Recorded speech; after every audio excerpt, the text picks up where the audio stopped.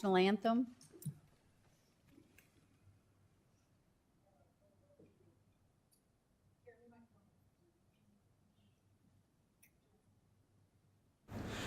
Oh, say, can you see by the dawn's early light what so proudly we hailed at the twilight's last gleaming, whose broad stripes and bright stars through the perilous fight o'er the ramparts we watched, were so gallantly streaming, and the rocket's red glare, the bombs bursting in air, gave proof through the night that our flag was still there. Oh, say, does that star-spangled banner yet wave o'er the land of the free and the home of the brave, the home of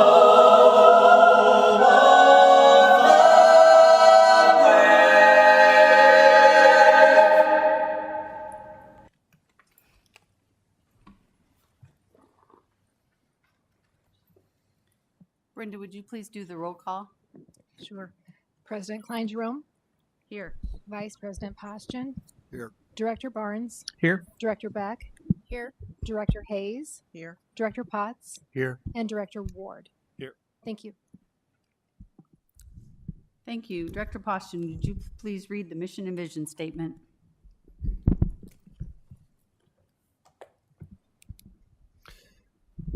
Mission statement. The Davenport Community School District is dedicated to growing excellence in academics, the arts, and athletics for every child by ensuring the highest quality education in an environment shaped by a diverse community, preparing our students to be lifelong learners and productive citizens.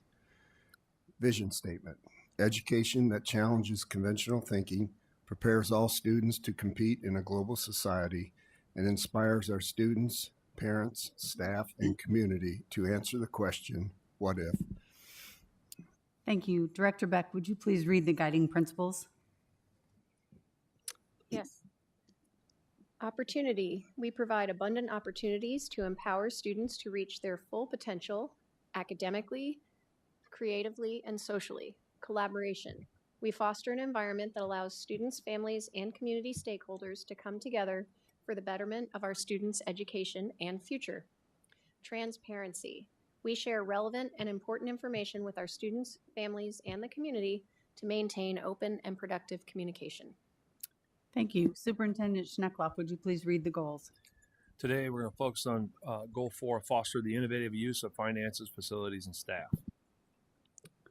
Thank you. Next up, student board members. You can just start down here, and then you can pass the mic down. Sure. You got to walk it down there then, though. Oh, you got one? Great. Thank you. So we currently have our Penny Wars going on. This is for Mid-City. This upcoming Friday, we are going to have a fall fest in celebration of our attendance improvement and for the end of the quarter. We're also currently doing candygrams at this time, and it's going well. And we raised 100 pounds of food for our student hunger drive. And that's all we have at this time.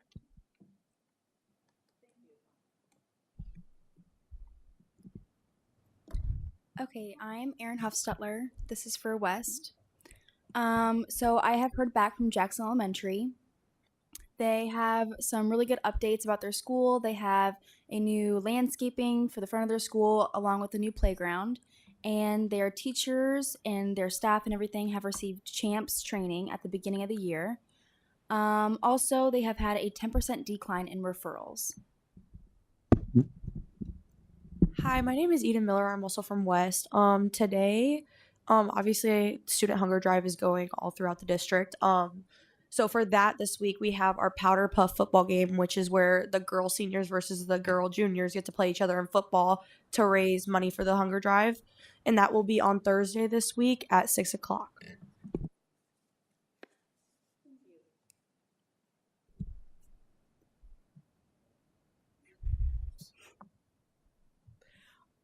Central is having their fall play Eurydice this weekend, October 30th at 7, and then November 1st at 2 and 7 o'clock. Yeah, we don't really have a lot to report on. Oh,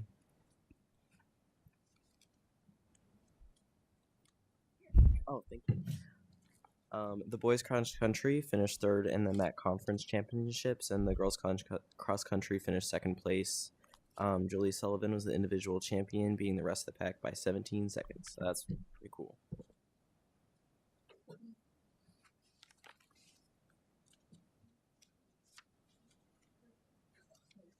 Everybody's good? Okay, thank you. Next up, recognitions. Superintendent Schnecklock. Well, thank you. Tonight, we are very fortunate to have two superstars in our community with us today. We have the president and CEO of United Way, Ms. Renee Gellerman, and student success director, Ms. Reagan Baker, with us.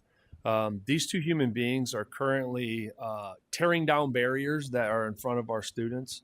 I'd like to tell a real brief story, and I know I'm trying not to steal any thunder, but I've been in places where I've watched Renee Gellerman raise money to single-handedly put eyeglasses on every kid that needed them in a school. And you want to talk about an intervention that is, flicks a light switch on for a kid. One of the quotes that we saw that day, and it stuck with me forever, was, "I didn't know blue was that pretty." So can you imagine what it's like to then look at a page with words on it? And that's the incredible work that is being done by the United Way, but it wouldn't be possible without you out front tearing down barriers, Renee. And so it's greatly appreciated, the work that's going in for United for Schools. And getting to attend some of the meetings where that occurs is pretty phenomenal. And so I really appreciate you guys coming today to kind of share a little bit of our story, and I'll turn it over to you. So in order to get just click the button on. Once it's green, it'll project you to the world. So. Well, excellent. Well, thank you so much for having us here today. I'm Renee Gellerman. I'm the president of United Way Quad Cities. This is my colleague, Reagan Baker. She leads all of our student success initiatives. And we appreciate the opportunity to talk about one very specific effort that's going on. And it's not small, it's complex. It sounds simple, but it's not easy. So before I do that, I'd like to give you just a little bit of snapshot of what United Way is doing across the community for change so you can get a perspective of our scale. We want to make sure that you understand that we are focusing on community level change and measurable change across the region. And we do that by uniting cross-sector partners. So we have over 200 nonprofits we work with, 350 businesses, 600 donors. We mobilize about 8,000 volunteers a year. And we look at community conditions and we address the biggest challenges. We serve as a lot of our funding and support goes where public funding stops. And we do it in two very specific focused ways. One is by place-based initiatives, and United for Schools is one of the clearest examples of us doing that. And the other one is by what you probably know us more for is strategic grant making, that we're really focused on supporting organizations across the region that are accountable, that provide measurable results, and work in alignment with our community level goals. And we focus on the building blocks of opportunity that every community and person needs to thrive. And those very specific areas are education, financial security, and health. And that all ladders up to our goals that we're trying to achieve in our community, and that is to increase third grade reading proficiency to 80% by 2030, to increase the number of people who are earning a living wage to 60% by 2030, and then that 95% of our residents have access to routine health care. So everything we do, we're looking at education, financial stability, and health, and that includes with our United for Schools initiative. And we understand that the students in your classrooms are facing challenges that make it harder for them to learn. And those things are like housing instability, food insecurity, health issues, and trauma. And we also understand that those aren't school problems. Those are problems that show up in schools, but they're community issues. And we're here to tell you today that you're not alone. And we're here to help support the students in Davenport School District and the districts across Scott County and Rock Island County. And to hand it off to my colleague here to share some of the day-to-day details of where we're working and how we're working. Well, thank you all. Can you hear me all right? I'll get a little closer. Like Renee mentioned, I'm Reagan Baker. I grew up in the Quad Cities. I'm a Davenport graduate, Davenport Central. Mr. Potts was actually my principal in middle school at Sudlow, so it's so nice to be back in the house. Do you know how many people come and sit at that table and say that exact same thing? Yes, you haven't changed a bit. He was the principal of my kids as well. So glad to be able to get back to my community. You can go to the next slide. So kind of some of the things that we've heard so far. So again, we are in 6 schools. We're in 2 of your schools in Davenport schools, Madison and Jefferson Elementary. And some things that we've heard so far since January of this year, students are coming to school more. Teachers have a chance to really teach, and our families sometimes don't know where to go, but now we're able to provide those hubs through our United for Schools initiative. And we also really rely on our community partners as well. Oh, sorry, next slide. So currently, we started at Madison Elementary in 2021. Started off with 320 students, and now we've been able to expand our reach not only within Scott County, but in Rock Island County schools as well. So we're currently in 6 schools, total of 3,000 students between Madison and Jefferson. A little over 700 students we're able to touch through our site coordinators. When we look at United for Schools, we don't just look at the academics, we're looking at non-academic supports as well. We want to make sure that our students have every opportunity to thrive outside of school as well. So looking at how can we make sure that their basic needs are met. And so if students are hungry, they can't focus. If students can't see, they can't read. And so our site coordinators are looking beyond, like, why aren't students being able to meet proficiency? Why aren't they able to, be at the level that they should be? Well, it's the barriers that sometimes we cannot see. So our site coordinators are looking and taking a deeper dive into that. So how can we look at providing those additional supports to make sure that students have what they need, along with their families. And so we partnered with a national partner, Communities in Schools, who we follow this model. They have been doing this work for 40 plus years, and it's a proven method that when we look at this entire model, we look at what are the needs of these specific schools and how can our site coordinators attack those barriers. So all of our site coordinators do an intensive needs assessment every year, and they work with their school administrators and in-school support team to discuss what are those needs that we should focus on. And after that, they kind of go throughout the model and plan throughout the year. 4 of our 5 schools, before we added the additional school to Wilson, focus on chronic absenteeism. We know that that is a huge issue across our region. And so our site coordinators are looking at what are some of the barriers that prevent students from getting to school. And number 1 is probably transportation, and then not having their basic needs met. And so our site coordinators are working with their families, trying to figure out how can we get them what they need. Some of the other things that we're focusing on is making sure that every student has access to healthcare as well. One of the new things that we did this year is a need that came out of Madison was dental healthcare. And so we partnered with a local dentist office who now offers free pro bono work to students and their families. So it goes beyond just students. And so those students who are coming in young ages and not having their dental care met.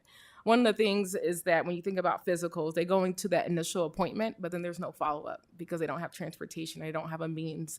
And so this local dental office is saying, we're going to make sure that when they leave their office, they can return back to school pain-free. And so that's just one of the ways that we're trying to make sure that we can really focus on those 3 areas: income, education, and health.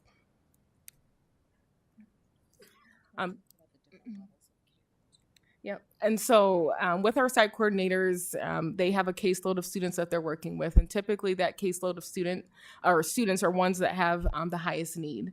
And so 10% of that school, population, which if it's 300 students, they're working with 30 students, one-on-one, targeted support, group support to make sure that they are getting that additional help that they may need.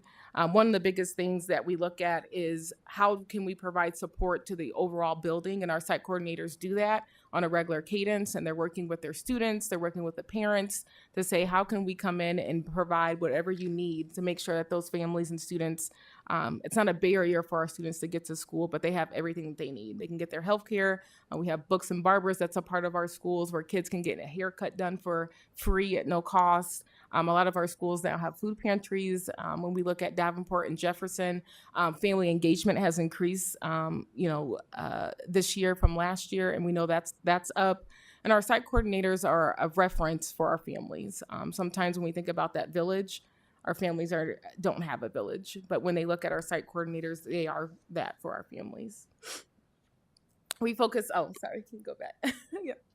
So we're focusing on chronic absenteeism, behaviors, mental health concerns, and academic achievement. So we're looking at the ABCs, attendance, behavior, and course performance when it comes to our students and our families. Our site coordinators have really focused in on that behavior is only a symptom of something larger. Chronic absenteeism is a symptom of something larger. And so through that, through those needs assessments, through our community partners, we're working with them to address those needs. Okay. When it comes to this work, we know that we can't do it alone. I think it's in the name, United for Schools. It takes a community effort to get these things done. We have 75 plus community partners who are engaged in our work. Quad City Bank and Trust. We have community healthcare. We have numerous Books and Barbers is also a new partner of ours, really making sure that we can match students with mentors. That was a need that came out of the needs assessment, was really trying to figure out how can we be a positive light for our students. And so through Big Brothers, Big Sisters, we've been able to be at Jefferson and Madison to be able to find the matches. And so we've had 21 that have been engaged, and hopefully they're just waiting for interviews so that we can match them with students. We also have the Vision to Learn, which TJ mentioned. Last year, we were able to match students with 100 glasses at Madison. And I'm going to read off a couple of testimonials that we got from one of your schools in Davenport. So 43 students last spring received glasses. 31 of those students increased their reading scores on the state spring fast reading assessment, which they took after receiving glasses. A note from the teacher was 2 of mine got glasses. 1 struggled with distance and the other struggled with reading text. My distance kid is getting work complete faster and more independently than before. He also helps me to weed out ELL students versus students who struggle with not being able to see. He loves his green and black pair, the best pair. My other said that yesterday when he called me over, he's like, wait, I got to grab my glasses. I remember, and he was so proud. I love having the duplicate pair at school. It saves me so much time from having to manage something extra. My kids just independently grab their pair from the tray. The morning they put it back, and when we pack up, it's awesome to have these types of things in the classroom. So that was a testimonial from one of your teachers in the district, and we know that this work is impactful, and we know that if our students have what they need, they can succeed. Oh, sorry, next slide. Okay. Some of the early results that we're seeing, not only in Davenport, but across our region is, and I'm sure TJ could give you specific examples, but we know that teachers are more satisfied. All of this work started during the pandemic, and I'm sure you all can remember back in 2021, our Education Council, which is kind of a best kept secret in this region. We have a council that actually meet tomorrow. All of 8 superintendents from Scott County and Rock Island County get together. We have business leaders involved. We have the trades at the table, and we have other funders at the table to really talk about what are the key trends, challenges, and opportunities across the region. And the superintendents help inform our work. And United for Schools was really born from that conversation in 2021 as a result of the insights that we were hearing about what was happening in schools, with teachers being frustrated, with parents being concerned, and behavioral issues, attendance, and all of those things. And we started to incubate that pilot. Um, Reagan talked about we now have this national partnership, but that was only after we could prove the concept of this method. And it took really a strong partner, a willing partner to work with this, which was Madison. And then we shortly went, a year later, we went into Moline. But we were able to start proving that our community was supportive by the partners that we got around the table and by the donors that we secured. Those were two of the big things and some of the outcomes that we were seeing. And that's what allowed us to get those national partners with communities and schools. And the momentum that we're seeing in teacher satisfaction, attendance, behavior, family engagement can't be dismissed. We officially formalized our partnership with communities and schools last fall, and that allowed us to hire these site coordinators that Reagan's been talking about. So we actually have site coordinators in each of your schools, Jefferson and Madison. They're paid by United Way, but they work in your schools full time to help coordinate this with your principal and other staff in the schools. It's really an effort to free up teachers so they could do what they're supposed to be doing, and that's teaching our kids. All of this work, we're the first in Iowa to have this model, and we're the first, and in Western Illinois. And the momentum we gained when we started trying to raise money around this concept, this place-based strategy, where we're bringing solutions directly to where the kids and the families where the problems are. We end up getting $1 million challenge grant from the Balmer Group, which this is a really big deal for our region. To have outside money coming into the region is unusual. Philanthropic dollars is unusual, and at that scale is very unusual. So we're really proud of it. The $1 million is very specific. The match will only go to staffing and minimal program. So it's matching every dollar we're investing in the people in your schools right now. We've actually raised about $1.2 million in total for this program. And to give you some perspective on the cost, it costs us right now between $100,000 and $120,000 to run this program per site.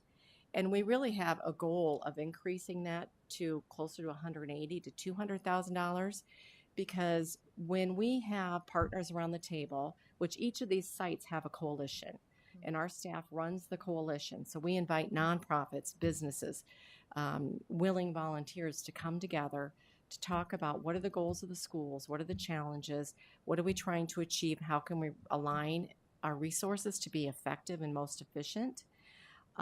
Ideally, we would have funds that we'd be able to allocate to things that group wants to do together. So if you can go to the next slide, that leads me to it's just some snapshots of kids that are in our schools. And I know Reagan has a couple stories that I asked her to share about what specifically has been happening. Yeah. So to kind of get some perspective of kind of why United for Schools, why we're in your schools. So last year, this past spring, I went to the Strive for 5 celebration they had at Jefferson for kids that missed less than 5 days. And I was walking around taking photos and congratulating the parents for their kids only missing 5 or less days. And I stopped by a table and I asked the mom, I said, how many days did your daughters miss? And she was like, we missed 0. I'm like, well, that's great. She was like, yeah, well, we barely made it. And I said, well, kind of tell me more. And she said, well, my daughter loves school. My kids love school. I love for them to be in school every day. But this was during the winter time, and I had a vehicle that had bald tires, and they lived below the hill. If you guys know where Jefferson's at, on a big hill. And so she told her daughter, I don't think I'm going to be able to take you to school today because my tires are bald and I don't think mommy can make it up. And so her daughters looked at her with, these sad puppy dog eyes. And she said, you want mommy to try? And she said, yeah, mommy, can you try? And I think if any parent, you hear that, you're going to try your best to make sure you can do what you can for your kids. And so she said she made it up the hill. She said a prayer and she made it up the hill. And she said that, these are the things that prevent me from being able to get my kid to school. You might have a vehicle, but it may not be a working vehicle. And how disruptful that can be when your vehicle is not working. Like me and my husband are sharing one right now. His car broke down the other day. But it also put things in perspective for me because literally the next week I had a flat tire. And you know what I did is I called, you know, my car service. I called my insurance, like, hey, can you, you know, put my spare on? And the next day I got a new tire. That's not the situation for our families. That affects their income. That affects them being able to get to healthcare appointments. They might be a caregiver of another parent. And so I think about how disruptive that can be for our students as well, as our parents are trying the very best that they can. But they don't have access to what they need to be able to take care of their parents. And sometimes what we might see as neglectful is really them doing the best that they can with limited resources. And so those are the things that we won't know until we do some investigative work through our site coordinators and figuring out truly what the barriers are. One of our site coordinators our site coordinator at Madison is looking into, okay, we know that transportation is an issue. We know that within a mile and a half, you know, if you live over a mile and a half, you get busing, but a lot of our schools are walking schools, right? And so our site coordinator said, well, how about we just partner with, you know, our own and see how our, you know, auto body shop classes can help to create maintenance, you know? So these are just some of the ideas that our site coordinators are coming up with and saying, okay, here's the issue. Let's come up with a solution. I also think about how trauma is one of the other leading risk factors at our United for Schools locations. There was a kindergartner and a second grader who had got separated by DHS, Department of Health, or Department of Human Services the night before. And the only time that they could see each other was at school. So they got separated and placed in two different homes. And how traumatic that can be. And when we think about tackling mental health and behavior, that is why students may act out, is because they have all these big emotions. They don't know what to do with that, right? And so naturally, these students, when they saw each other at school, what did they naturally do? They wanted to embrace each other, right? Because I can't imagine being separated from my sibling. I have an identical twin sister.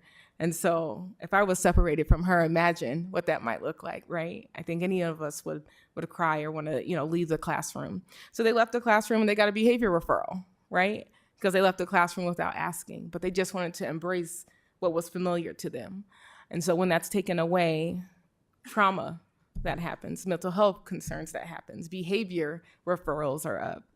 And so those are some of the things that our site coordinators are really trying to be that support for that student. When they come into the building and their hearts are heavy, when they come into the building and they're hungry, when they come into the building and they feel like no one's in their corner, our site coordinators, that's what they are for our students.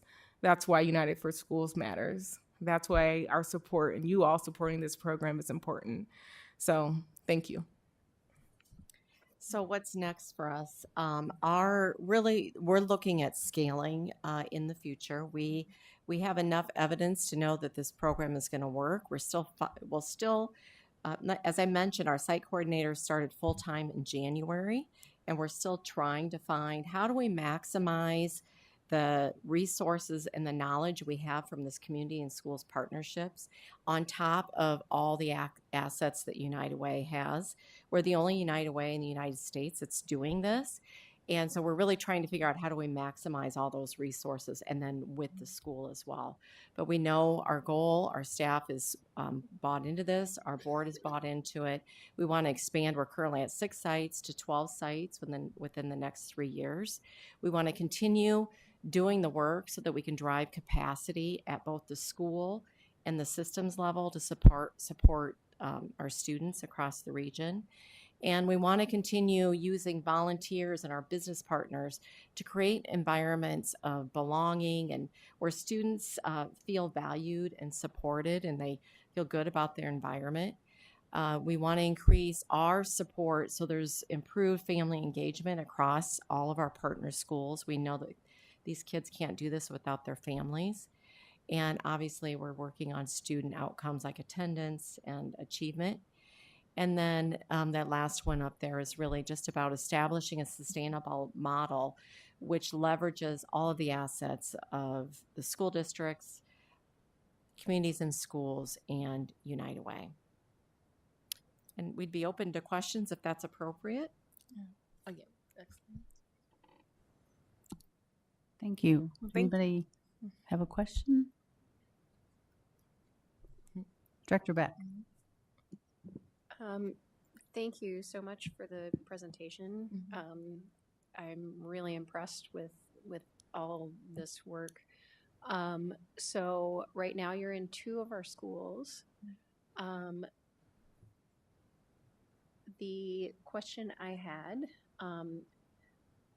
well, first of all, I also wanted to compliment your site coordinator. The idea of using auto shop classes for car maintenance is brilliant. Like, that's fantastic. Whether it's feasible or not, I don't know, but that's the kind of outside the box thinking that is really impressive.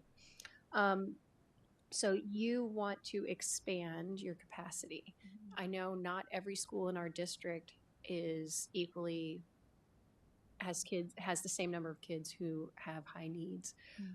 So what about schools where it might just be like 1 or 2 kids? Is that kind of also on the radar, or is it more about addressing where the most need is first and then kind of growing from there? And do you know what other schools you would want to partner with? We have analyzed all the Title I schools in Scott and Rockland County. We offered this opportunity to all of those elementary schools, and you have to be a willing partner. You have to have the capacity. So there are some schools that just simply don't have the capacity. We need access to some of the data. We need space and all that stuff. And then the school applies, and then we have a committee who decides what schools it goes into. But we would love to be in every Title I school across the region. And I don't know that there's any school that just has a couple kids that need help. And I wish I could remember. I'm not even going to say, but there are a lot of Title I schools, elementary schools. I believe there's 48 in Scott and Rockland County. Okay. So there are a lot across the region. So we probably in the next year and a half, we'll open it up again, and we're hoping to add 3 more sites.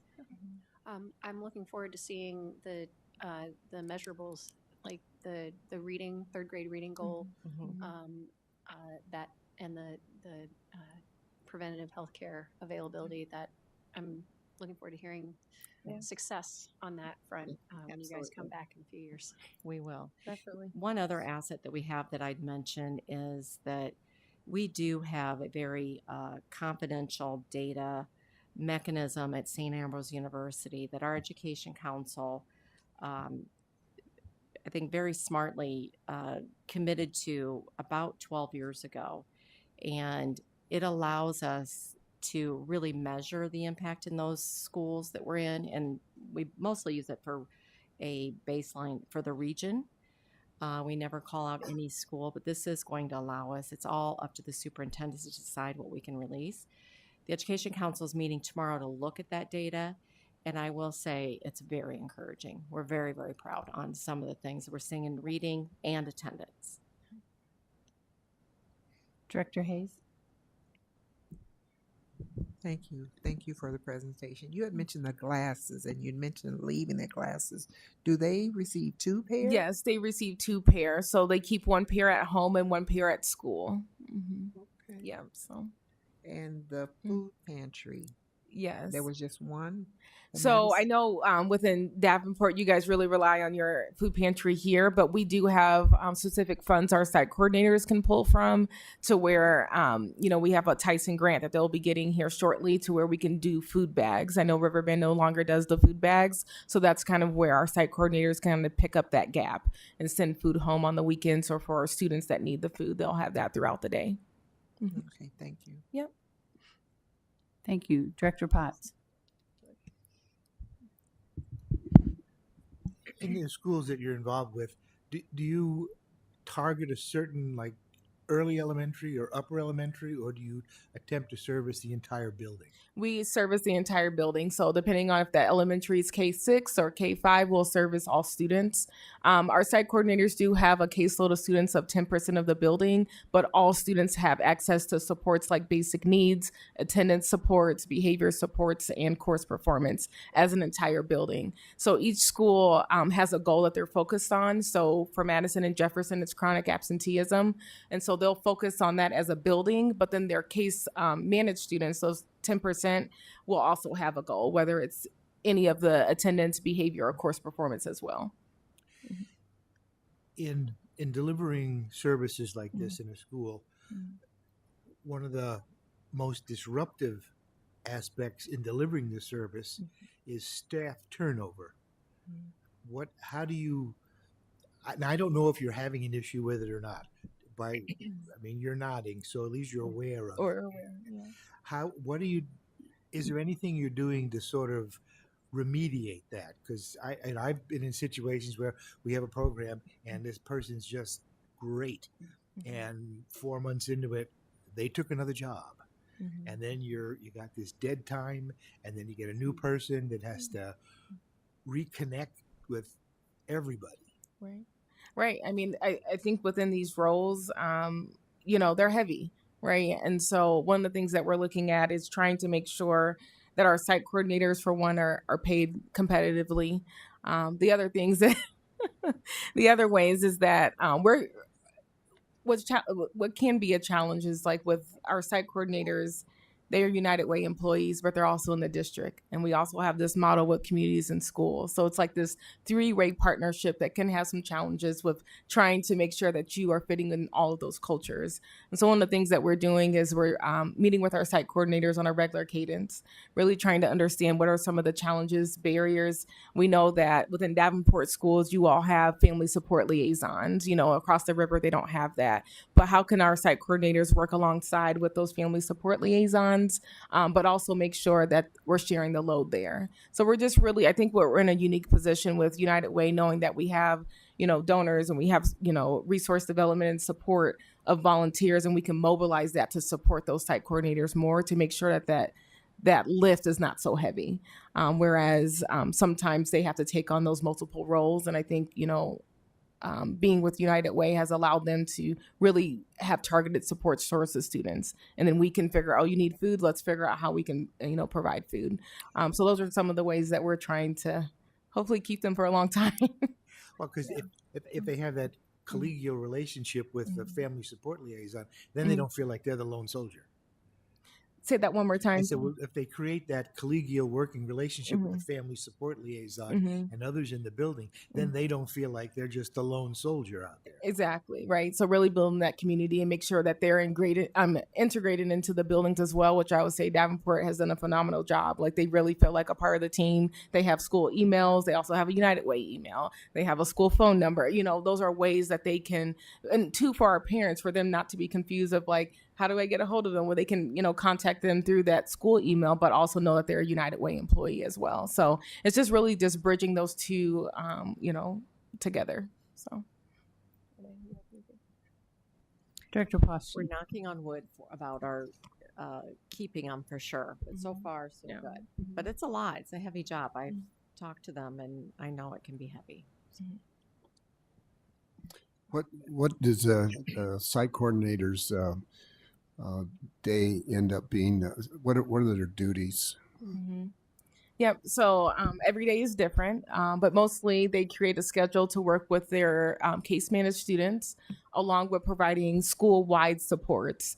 And then they're also working with the parents to figure out what are some of the barriers that they may be facing so that they can try to get their students to school and or receive the support they need. So from most of the site coordinators start their day at 7:30 in the morning, and they follow typically the teacher schedule. So in the morning, it could be greeting students and saying, hey, we're happy to have you today. It could also be at 10 o'clock, they're meeting with their case managed students in small groups or one-on-one, doing check-ins. They have to do formal check-ins every month to make sure that student is improving. They also are collecting data on students. So they're trying to make sure that they're actually improving towards their goal. So all site coordinators have or all their students have a baseline of where they started. So last year, maybe they missed 15 days of school. Well, this year, let's try to, only miss 5 or less. And so at that time, our site coordinators are working with them in their groups individually saying, okay, why weren't you able to get to school? And we know that at certain ages, especially like that K through second, that might not be a really student issue. It might be like the parent doesn't have what they need to get them. So that's when they'll engage and have that family engagement with that parent by calling them saying, hey, we have resources here to support you in that. It also looks like doing those school-wide supports, like school-wide attendance and incentives. And so just recently, Madison had their trunk or treat. They had about 500 people that came out. And United Way, we had a resource table there to talk about what resources we have. It's also connecting the community into their work. And so like Renee mentioned, we have coalition teams. And so our site coordinators host monthly coalition community partners meetings where community healthcare is a part of that. Quad City Bank is a part of that. Grandmothers and aunties who want to give back to Madison are a part of that. And so they talk about how can you support and wrap around Madison elementary families and students. And so every day doesn't look the same, but mostly it's very targeted towards students. And so they're working with, they're building their in-school support team to identify students that should be on the caseload and making sure that those students are appropriate for that as well. So, yeah, thank you. Director Barnes. Perhaps more of a comment than first, thanks for being here. This board has a Breaking Barriers committee, and the work that the United Way and United for Schools and that you're doing, there's nothing theoretical about it. This is actively breaking the barriers which this board has been trying to address. While we may only be in 2 schools right now, the planned expansion and the data and the evidence that this is working, this is exactly what we've wanted as a board, especially in the Breaking Barriers Committee. Yeah. Thank you. Oh, I think Student board members. Wow. I wouldn't forget you. I was a little worried.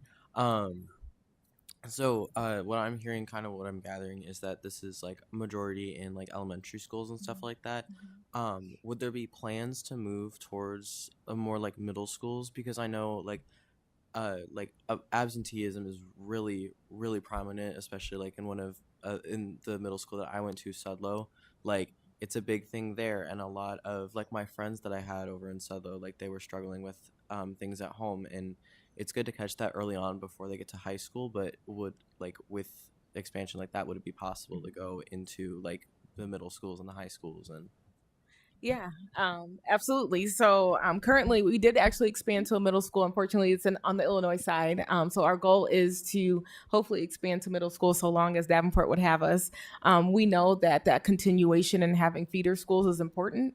And so our hope is to eventually get there. But thank you. Yeah, it's a great question.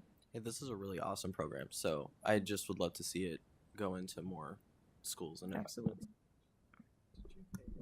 Hi, my name is Eden.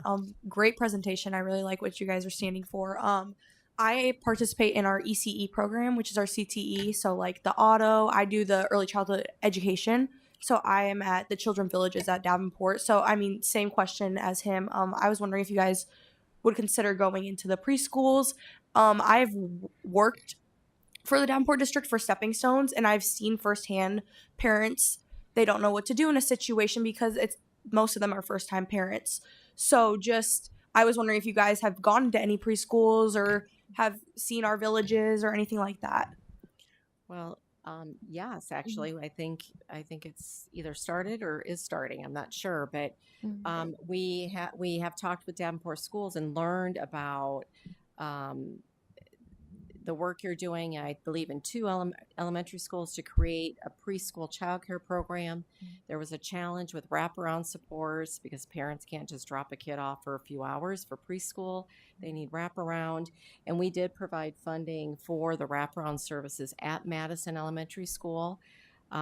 It was a great investment. We think we're really excited because we know how important it is for kids to be ready for kindergarten and what that will do for their future success. So we definitely want to continue expanding that, especially at the school level. And then we would love to be in high schools too, because we do know that could make a big impact as well. And some of the things that the site coordinators have shared with me that they talk about kids with is really kind of mind blowing. I mean, maybe TJ or those of you that have worked with kids would get it, but I haven't. And so some of the stories and things I talk about, anything as simple as a kid really just wish they love playing basketball, would really wish that they could be on a basketball team. And these site coordinators work and do whatever they can to help get that kid on a basketball team. We'd love to, be able to be so nimble that we could actually mobilize, programs in our schools. Girl Scouts is one that we've talked about. How do we mobilize a Girl Scout program specifically at Madison? Because Quad City Bank loves that program and they'd love to be Girl Scout leaders. And so we think we could help facilitate those kinds of things more. We're just getting our feet wet, but those are the kinds of things we're looking to do. Any other student board members? First of all, I want to say awesome questions. Yeah. Yeah. TJ. Well, to wrap it up, I think you asked those. Did you hand them those questions to ask? Because those were perfect. No. It's like you read their strategic plan ahead of time. To share that preschool initiative that you're helping us do is allowing us to get out front, seed money. We, as our legislative advocacy committee, we're going to take that. There's a waiting list. Those kids are going to show positive data in the future, and we're going to be able to stand up and show our legislators that this actually works. And so not only does it allow us to fundraise in our area, but it is going to allow us to go to our legislator and say, hey, let's do something about full day preschool in our really at-risk areas. So great question. She wants to go to the middle schools. It's more of a vertical track. And she was being very polite and not saying that here because that's the direction that because you can't be everywhere, but to be in our most at-risk areas and then follow vertically all the way to and through the bar is an excellent strategy. In these two schools, we looked at some data today. Actually, the teacher attendance rate. These two buildings are at or below I never know which way is it to the positive, the attendance rate. So that always talks towards job satisfaction in both Madison and Jefferson. In the first year, the chronic absenteeism in this program at Madison decreased by 19%, beat the state average in attendance growth. At Jefferson, year one, 50% reduction in referrals, and this year they're already down 15%. Those are leading indicators towards I'm going to be in my seat, paying attention, and getting the love and affection that I need. Yeah. The last thing I'd like to say, if you've ever been lifting something really heavy and you got it almost all of the way, but then someone comes along and just helps you get the rest of it in the bed of the truck, that's exactly what this is. Because you could stand there, drop it on your toes, whatever, but then someone comes along and helps with that last part of it. We are working our tails off to have the majority of it, but this is going to get us right over the hump. And I greatly appreciate it. As you could tell, the engaging questions. This is needed, and anything you need from me in particular to help keep this program moving forward, we'll be glad to step into that arena with you. So thank you. Thank you very much. We really appreciate the presentation and you taking the time to share with us on this. So thank you very much. Yeah, thank you for having us. TJ, thank you for always being there for us. And I can call him in the last minute to ask him to speak to a donor, and he's always willing to do it. Thank you. Thank you. Next up, board reports. Director Hayes. The board would like to send our condolences out to the Ricky Terrell family. Their mother transitioned last week. Anybody else? Director Barnes? I attended my first meeting as a non-voting member liaison of the school board to the Davenport Community Schools Foundation last week. And just want to report that I was really impressed with the foundation's newfound direction to focus on three areas: teacher innovation in the classroom and providing grants to support that, continuing their support of the Great Minds field trips, which have such an important impact on our students at younger levels, and then also student scholarships. So I'm very pleased to represent the board on that within the foundation, and I'll look forward to reporting as needed. Thank you.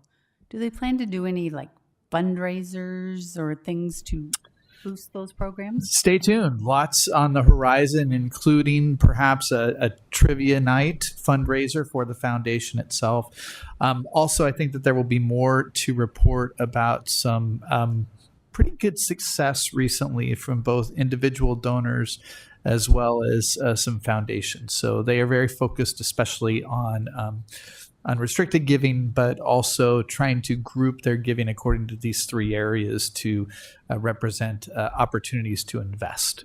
So I think that they're very, very focused on that. That's great, and I'm glad you are now on there. Anybody else?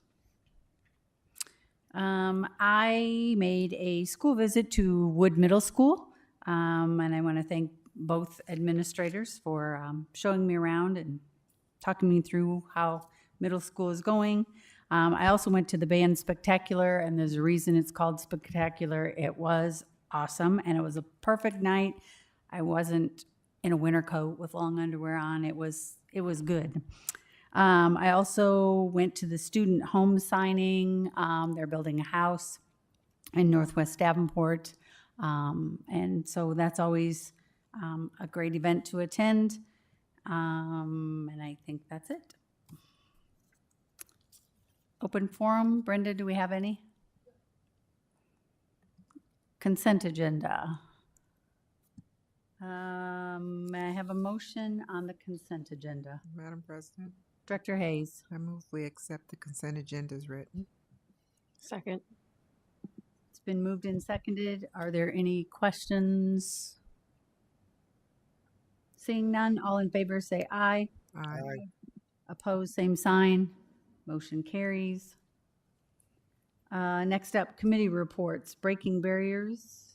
We'll meet on Friday at 11:30. Thank you. Legislative advocacy. Not this time. LZAC. Yeah, we met last week, but I'm going to let Director Barnes give the full update. Friday, Director Beck and I both met with the committee.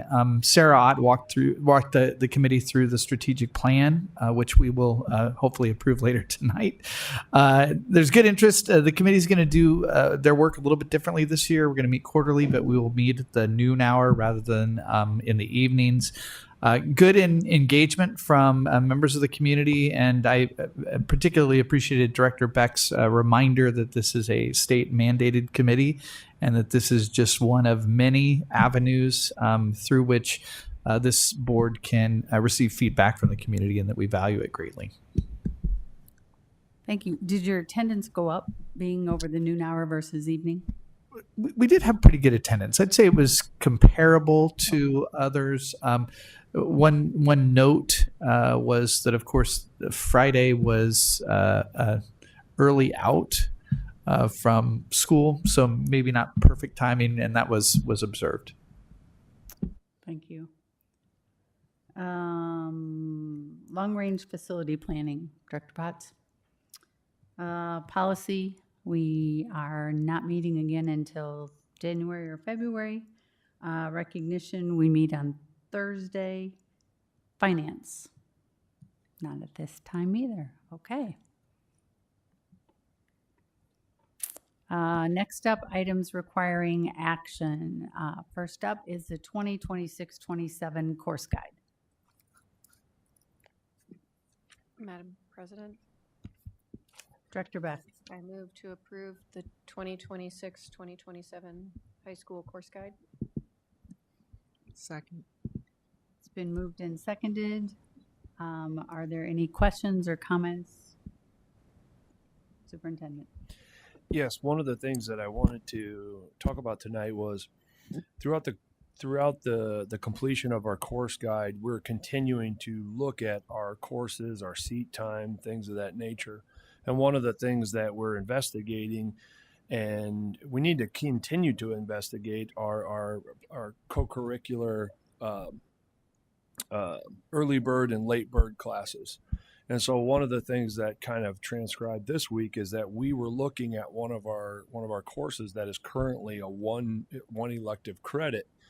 And when we started adding up the hours, there were some differences between what the school-based instructors think might be there and we might think be there. So what we have in here right now is we have, I think it's marching band went from a 1 credit to a 0.5 credit of elective. But what we're asking for tonight is the board approve the course guide, and then we're going to get a team of people to go back and actually audit how much time is there. John and Diane started seeking feedback from the Department of Ed of like, okay, what does it take? Is it what actually counts as that seat time? And so what we will, because we need to begin to schedule our courses right away, but we will come back with a voted upon adjustment to this resolution on November 10th if necessary. So if it does move back to a one elective credit for that example, we would do that on November 10th. And if it doesn't, we would give an update in that arena anyway. We talked with our instructors. We talked with the principals today. They're like, yeah, that would be a good path forward. So that's where we landed with that. But I wanted to put that out there.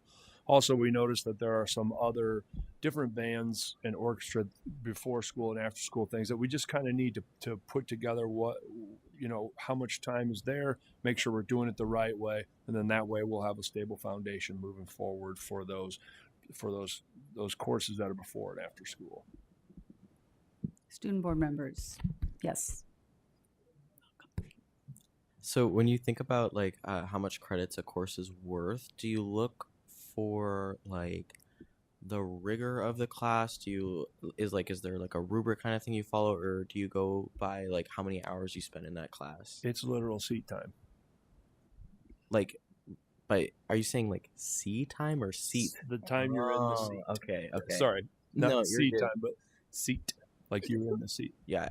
I am in the marching band, and as someone who's in the marching band, it takes up a lot of my time. It sure does. So if that tells you anything.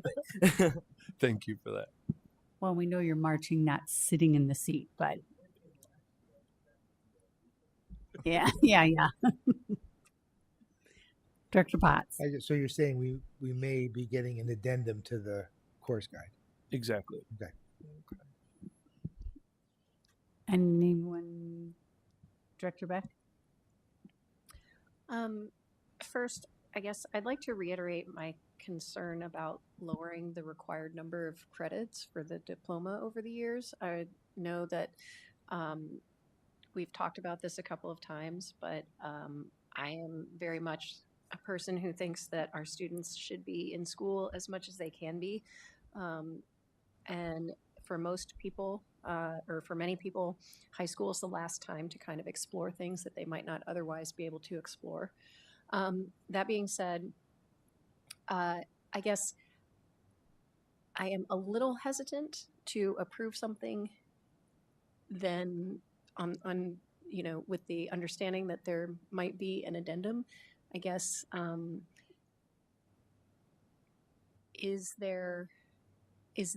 this been brought up to, I know you said teachers were in on it, but the teachers who are teaching the marching band courses, have they agreed to this?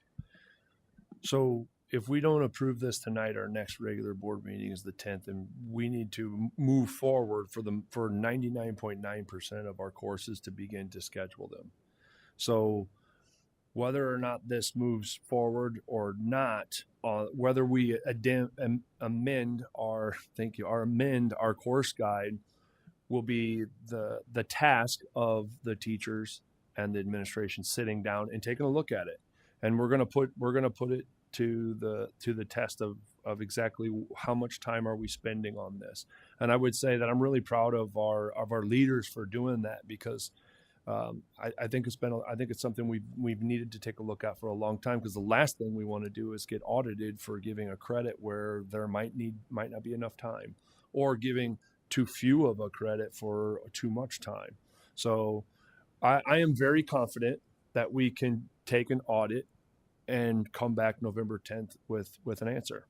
Mr. Flynn or Ms. Campbell, anything to add to that? I have confidence that we can do that. In all of our conversations that we had today, we feel that was an equitable process to go through.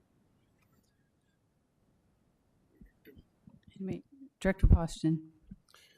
I too would also like to object to what we're doing as far as credit requirements, lowering our credit requirements. And I do feel that It is contrary to our strategic focus areas that have been presented to us. And so I will be voting no because of that, because of the credit requirements. Anybody else? I have a question. Director Wood?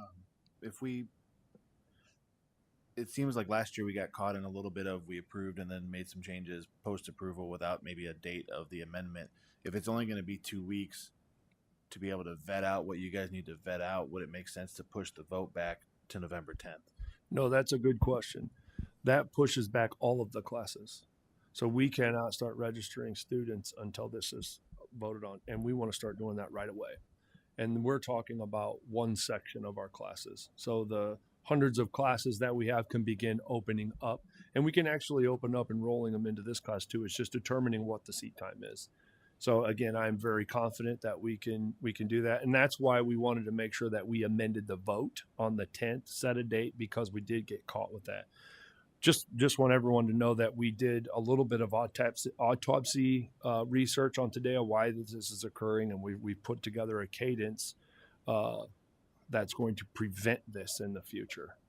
So that's a great question. I have a question. So when we are lowering the graduation rate, it is just by 1 credit every year down for a couple years, and it's always coming off an elective. Is it a problem to leave it at where it's at and still fit it in the schedule? Like, I could wrap my head around a block and say, this is how many credits. I can't wrap my head around what we've got now. But could we leave it where it's at? They still have to have the same amount of credits. It's an elective that we're dropping. So do they have the time and space to fill that in?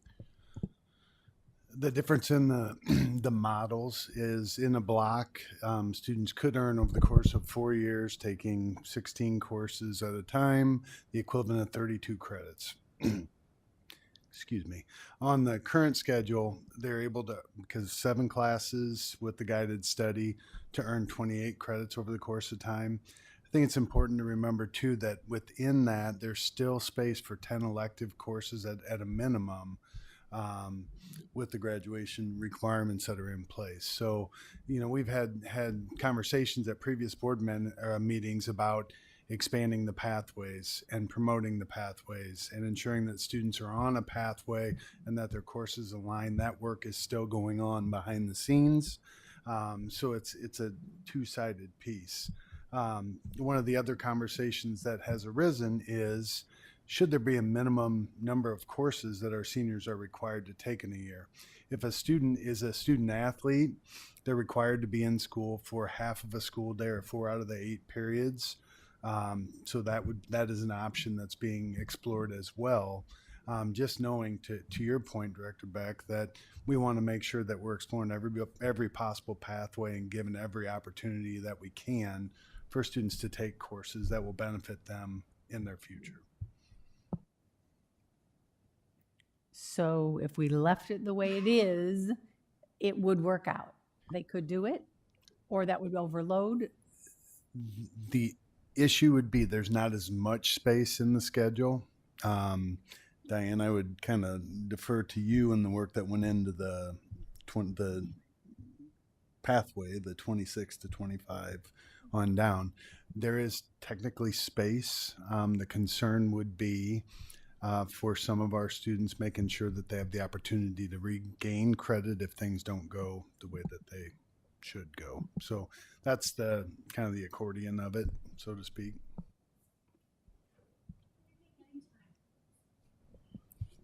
Anytime you're building that schedule, and as it was planned out, we had to also consider a freshman course load. So freshmen, their schedule is packed. I mean, there just isn't any extra room. Sophomore schedule is full. Junior schedule, students are taking those classes. And so there needs to be some flexibility in there for the classes to be completed each year. I know when we talk about that senior schedule, as John mentioned, and the board has highlighted that that's something you want to be reviewed, and that definitely is a conversation that has started to see what we need to do to be able to ensure that seniors are in a very robust experience, given individual needs. So there's the possibility that we would say seniors have to take 5 classes or 6 classes and not just the 4 that they have to do for athletics. I mean, we could put that in place, correct? It would be the equivalent of what we don't want to do is say 4 classes and then somebody's involved in the student built home and that's the equivalent of 4 classes. We'd want to make sure that that was malleable for the pathway that a student's on. I really think, you know, what we're hearing is we want those seniors to be in class more than, you know, 3 or 4 periods. That should be looked at, because that's where your credits seem to be dropping. Then if you got a full load for 3 years, by that 4th year, that's when you're kind of dropping things off. Correct? Okay. That tends to be the year where things are not as full, where the schedule isn't as full. And for flexibility too. So every senior is very individualized in what their path is, whether, you know, they're working, whether they're doing an internship, whether they're doing student-built homes or some other type of experience. And so you want that flexibility so that they can really prepare for their next choice as far as whether it's college or career. And Any other questions or comments? Student board members, go for it. Me again.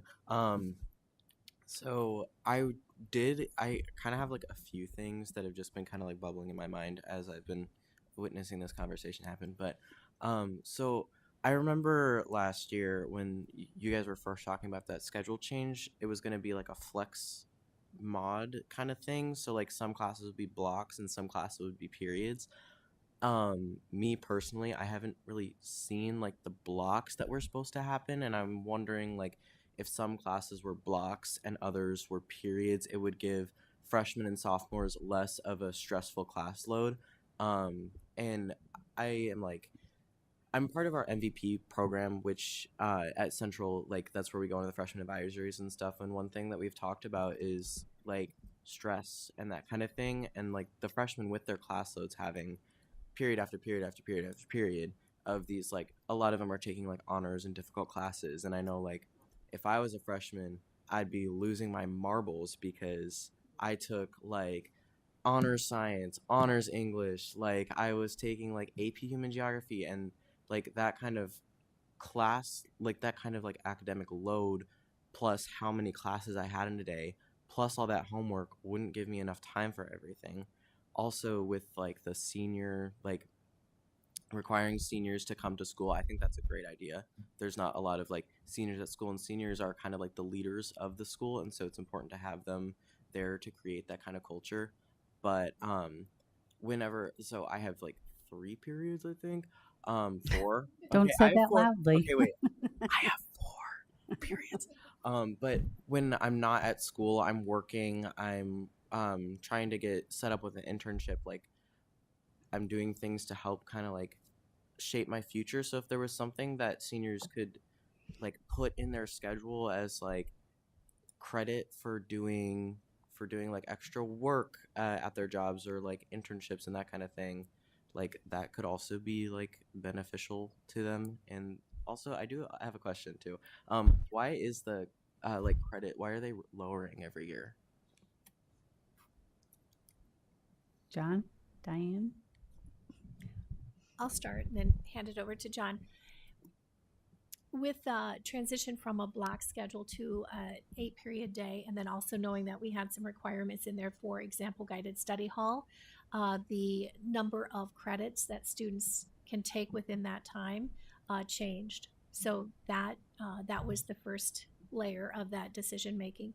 And the second piece to that within the credits is the electives. The number of electives that we had were above and beyond what is required, what when we look across the state. So we were just leveling the playing field in comparison with other districts across the state with electives.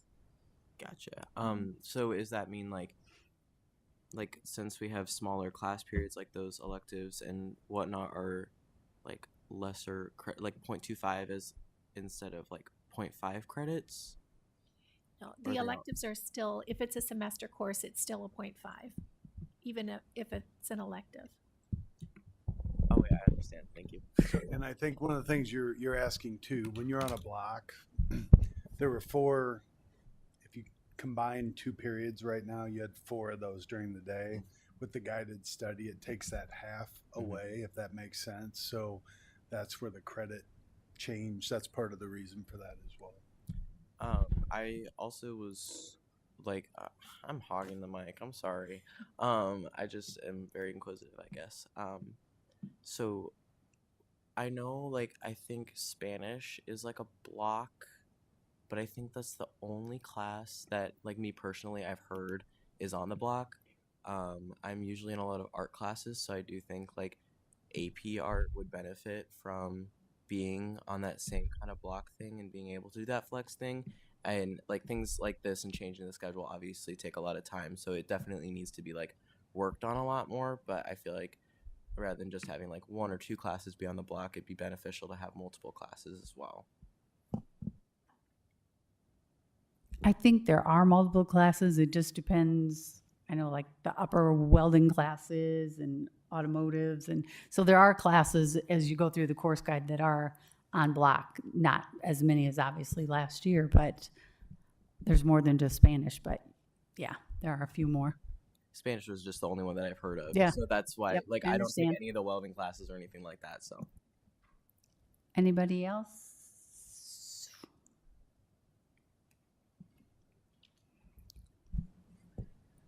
Okay. Carrying on to like the stress and stuff, I know it's harsh on like a lot of freshmen, but it's also very harsh on teachers as well. Like a lot of teachers have multiple classes they have to teach with all the periods throughout the day.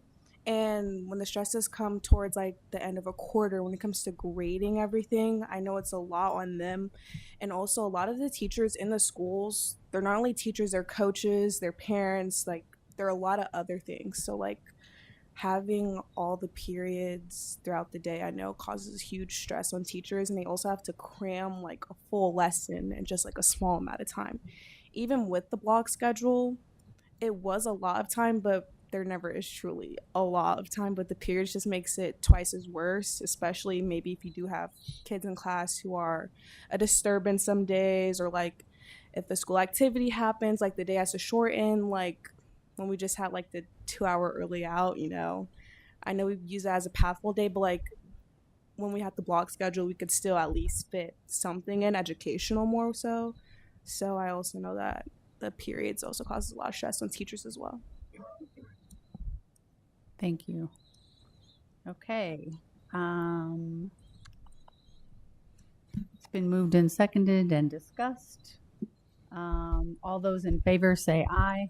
Aye. Aye. Opposed, same sign. No. Motion carries. Next up is policies for board approval. Madam President, Director Beck. I move the board approve policy 101, policy 208, policy 505.08, policy 603.01, 606.06. We have a second. Second. It's been moved and seconded. Is there any discussion?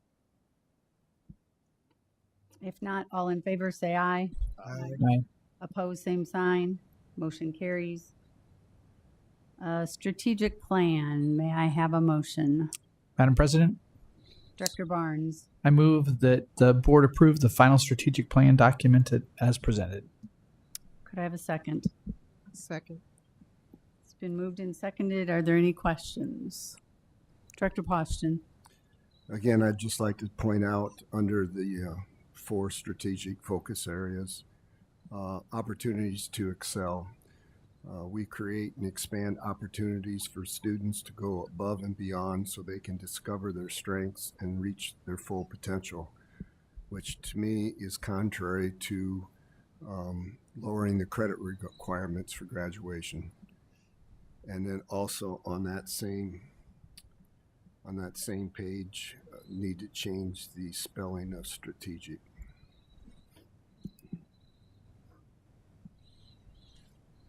Any other questions? Director Beck. Oh, yeah, sorry, I got distracted by them. So this is a strategic plan for 25, 26, but it includes some goals that I'm wondering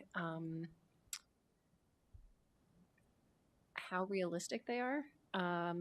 For example, the 2026 goal of 80% of all third grade students meeting the spring FAST benchmark.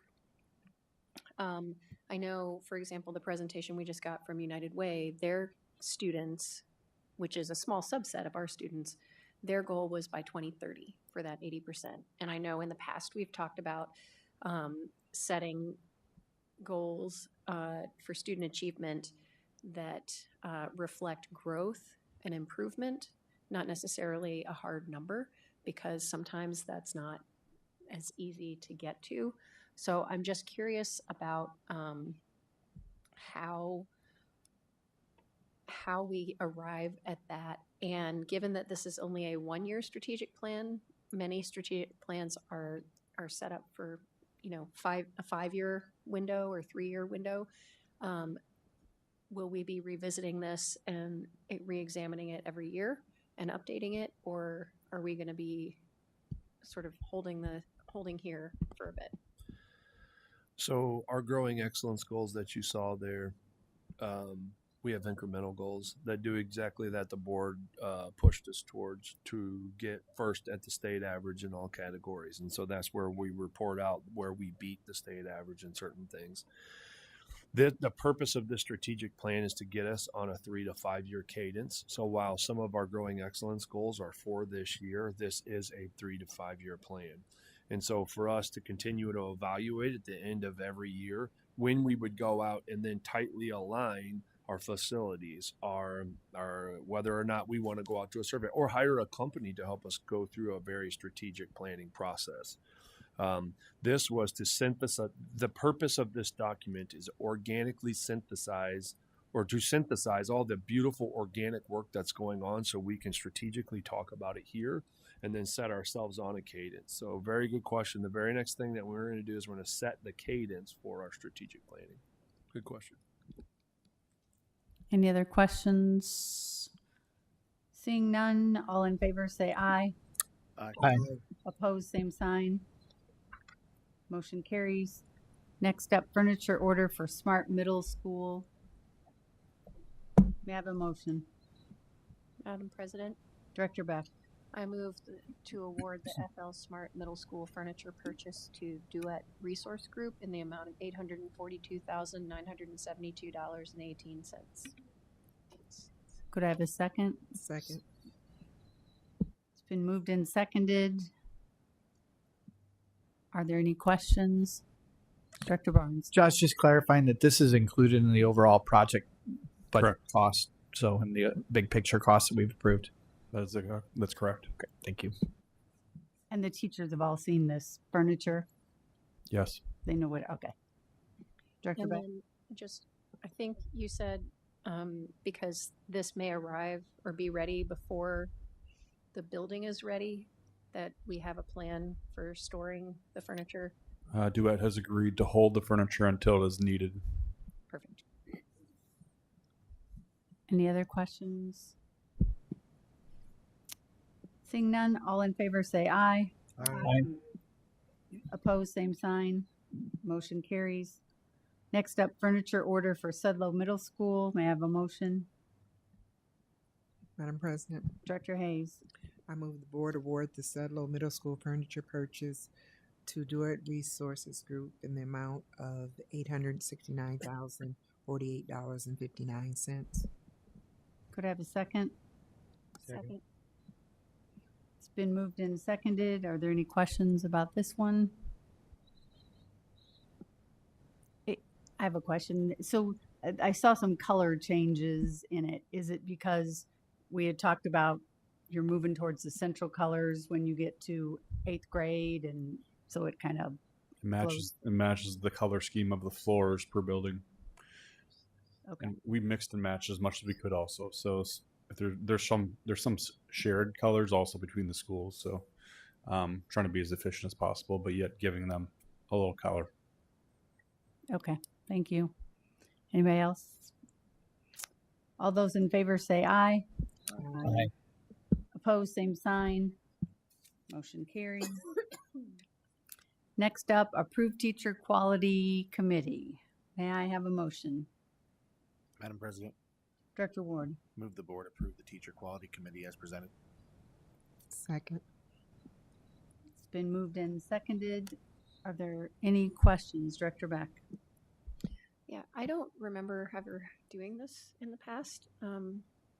Is this a newly legislated committee, or is this just something I don't remember? No, this is a part of the Diane Campbell effect, where she scrubs our policies, finds things that we should be doing, and inserts it into a regular cadence to make sure we're following the direct letter of our policies. Yes, and this was a board approved agenda item last year too. So this is the second year. But this is the second year, right? Okay. Anybody else? And just to clarify, it said the administrator members shall be appointed by the school board. We didn't actually appoint them. We are just voting on them. Just so you know, I didn't sit down and pick out names. So, any other questions? Seeing none, all in favor say aye. Aye. Opposed, same sign. Motion carries. Next up, risk management. Superintendent.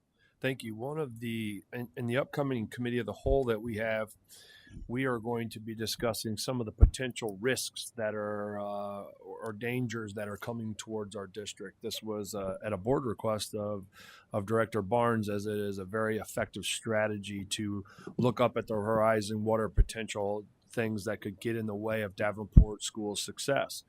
And so for us to brainstorm, what are those risks?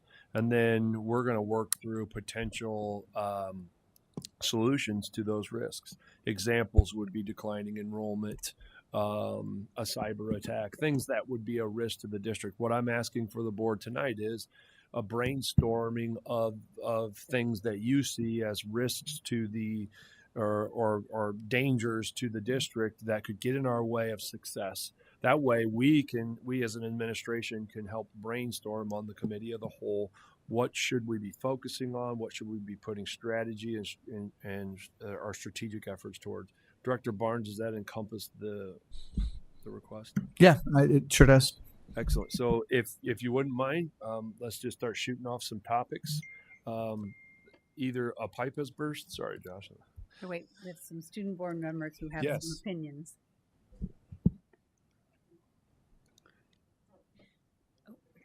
I think that's something that has definitely gotten worse and like improved, I guess, is just like the use of AI in school and like how students rely on it.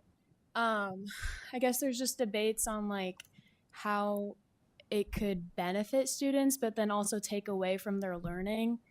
And I don't like a lot of the teachers are suffering from the effects of it because they feel like their teaching isn't getting through all the way because like students are just taking the easy way out and just like having AI do their assignments. I know that for college classes, they have like an AI thing that they put it through and it says like how much is AI, but I don't know like if there's anything for like classroom. That's an excellent example of things that we need to address in the near future. Yeah, because So it's very only good. going to get better. So. Very good. Thank you. Okay. Anybody else? Me again. Go for it. Along with that topic of things like AI, recently, maybe like a month or two ago, there was a email that went through to a few like emails, including mine, and it disguised itself as someone from the district, and it was I wish I kept it.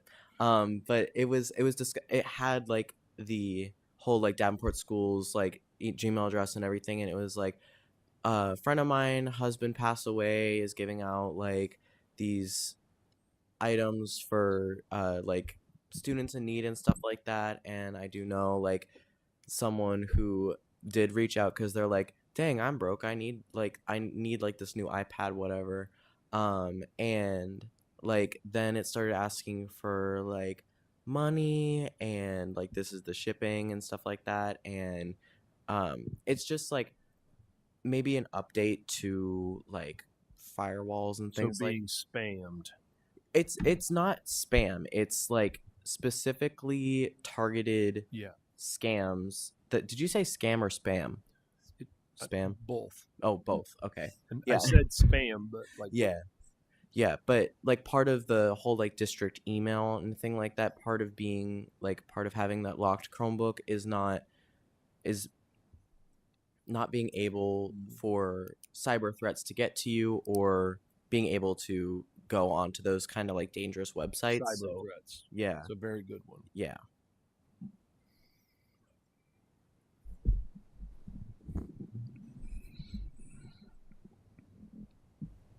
Director Barnes.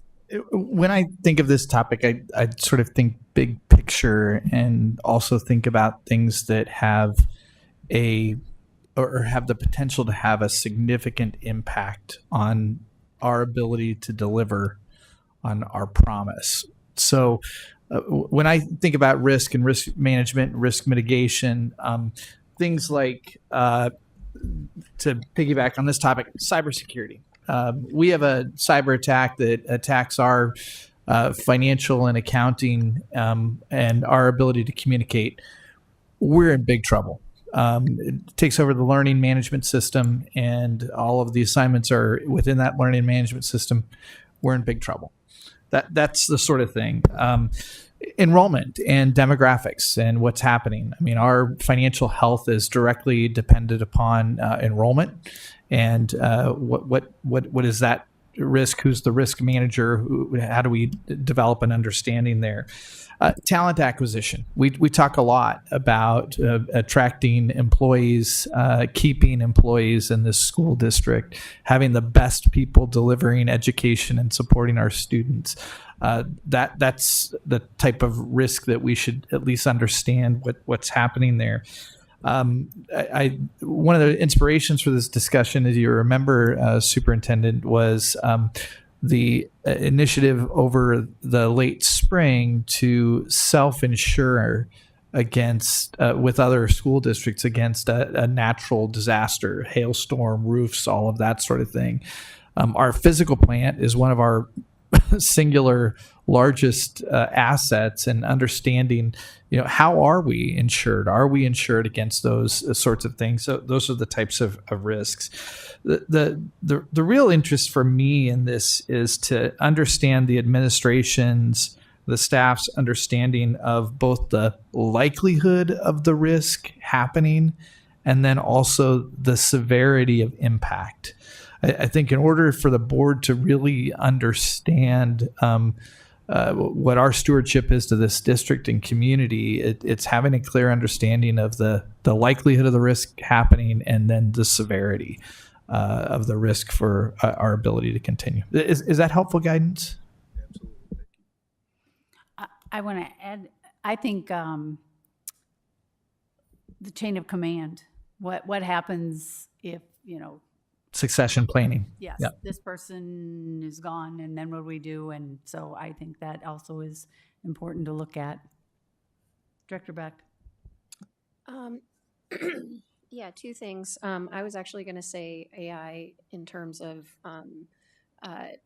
the ability to effectively deliver curriculum and reliably communicate in the face of potentially disingenuous AI actors, but also knowing for on sort of a more granular level, knowing how to address this to our having professional development around this so that teaching in this era is also still effective, because if we that is a danger. It's not necessarily the same type of danger, but when I think of risk management like this, we actually go through an exercise almost every year at work, and it started off, and admittedly it felt really silly, but what would you need to do?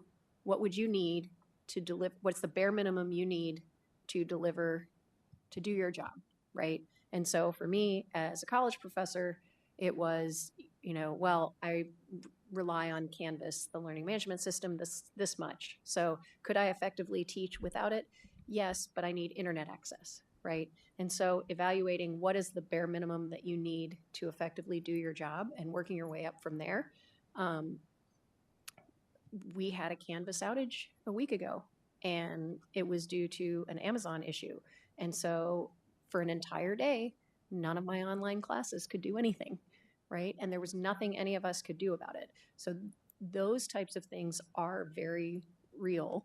And if it's one class here or there for a day, that's one thing, but I can foresee a risk to, everything's online, right? So I'm assuming we have redundant air gap backup storage systems, but I don't know for sure. What are we doing to make sure that our data is secure? Director Hayes. Oh, okay. I know that another issue that we have, at least at Central, I don't know how it is at the other schools. I think that we need to have more regulations in place for vaping and smoking weed in the bathrooms. Yeah, because at least for me, whenever I have to go to the bathroom, there's always a huge line, and a lot of the time there's people just standing in the stalls, and then it makes me late to class, even though I'd already talked to my teacher, but I'm still walking in late because all of these people are taking up the stalls. And so I know it's not just me experiencing this, because I talk about it with my friends, and I just think that there needs to be more being regulated. I have something to add on that. I was actually just going to do that. Student congregation, in the bathrooms is, just with that, the illegal substances. I know that we have our metal detectors. I don't know if those are supposed to pick up the devices that they bring in. I don't think they do. But one thing about that is it's a safety risk. First of all, when we have kids smoking marijuana pens in the bathroom, and secondhand smoke is a real thing. Kids can get secondhand contact from these things. And I feel as in the schools, we have security guards standing outside of the bathroom, and I've had security guards come in and stand there and watch. But I've watched somebody that was on a walker, she's disabled, try to go to the bathroom, and there are at least 5 to 7 kids congregated in the handicapped bathroom, and she has to leave her walker outside of the bathroom and go into a normal stall that she can't fit in. So I think that, just along with what Gio was saying, that is something serious that we really need to look into on safety, health, all that. But that's all I have to say on that. Thank you. Okay. Director Ward. I just wanted to address physical risk. So from early childhood education, you've got teachers and paras that scratch, hit, bit, spit on, that kind of thing. So I think protecting our people, making sure that we've got enough security, enough people in the buildings is an item that I'd like to see addressed there, from the early childhood all the way up through the high schools.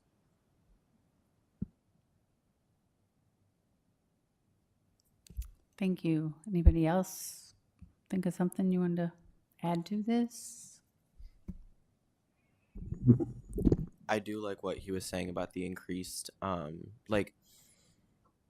having more people there and watching to make sure that everyone in a school community is safe, because one thing, like, I value my education a lot, and part of a good education is feeling safe in your building. And that would really be very beneficial. I know, like, we had a pretty serious altercation like a few weeks ago, and it went on for longer than it should have, just because, like, we had probably 2 or 3 people in the entire building who had to, like, run from wherever they were to stop it from happening. But just having that increased measure would make a lot of students feel safer. Thank you. So if I see some common themes coming that are risks to our district. One, the overall climate culture of our district, which would be impacting enrollment, different enrollment being the second piece. Safety in terms of whether it be from a cyber threat or physical plant and equipment threat, but also just how we manage our talent. So whether that be succession planning, chain of command, attracting talent. I can see several themes that we can begin to work through and look at and address. Okay, what's the level, the likelihood, and the severity of those threats impacting us in the future? So I think we're fully prepared for the November 3rd. That's good discussion and much appreciated. And piggybacking on the internet and what Director Beck said, I taught when there were books and paper and pencil, and that's how you know. And if the internet went down, didn't affect me. And we have a great reliance on the internet. We need to explain to people that there are ways you can teach. You can't say, "Oh, we can't because we don't have the internet." That's not an acceptable answer, because if it went many days, yeah, that would be too much education loss. So there's got to be a backup plan, and they have to know that yep, you can, instead of just relying on the internet. So you think you're covered, Director Beck? I remembered the word business continuity plan. Is that kind of what you're thinking about? Yeah, and it can seem really kind of silly when you're first thinking about it, like, oh, what do we do if there's a nuclear meltdown over next door? Well, I mean, I don't know, probably I'm not going to be teaching my class that day, right?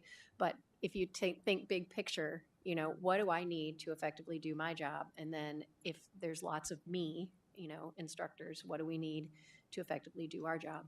And yes, we can teach without the internet, unless it's an online class, in which we can't. But there are things, big picture things, that we should be thinking about, so. Okay. Last one. I know you're trying to stray away from this discussion, so I'll be really quick. But with thinking of the whole big picture thing, like, as the years go forward, we're obviously going to be evolving more, becoming more, like, reliant on things like the internet. So I feel like on the other end of that, as well as being able to teach when the internet's out, I feel like having a strong, like, what is the word, like, router or whatever, but, like, having a strong, like, internet that there's a lesser chance of it going out would also be something worthy of investment, with, like, the technological advancements that are on the horizon. Okay, we'll move on. Next up, Central High secure entry and office renovation.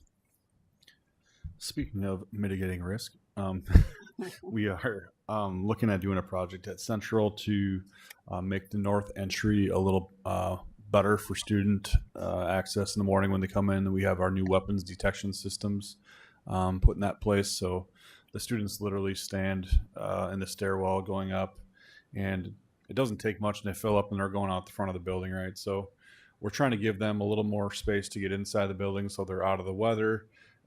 They can congregate there a little bit better than outside. It also allows us to create a path that goes through the office, so they can go in, check in, do the things in there as part of their means through the building. At the top of the steps, the drawings I provided you guys, there's a door that gets removed and a wall gets put in to kind of turn them towards the office. The main office itself is actually going to move to the room next door, and some things will get taken care of in there. So they're a little bit separated from where they've been. The vestibule and the new vestibule, in between those two areas, doors need to be removed and a wall kind of needs to be removed to give space there. And then the metal detectors will go in between there. That's the gist of the project itself, but we hope the estimate is higher, around $460,000. Our bet is with some bids it'll come in better than that, but that's just a early guess on cost. We would be hiring Bray Architects to do the formal design and project for this. Anybody have any questions? Go for it. Yeah, so I was wondering a few things.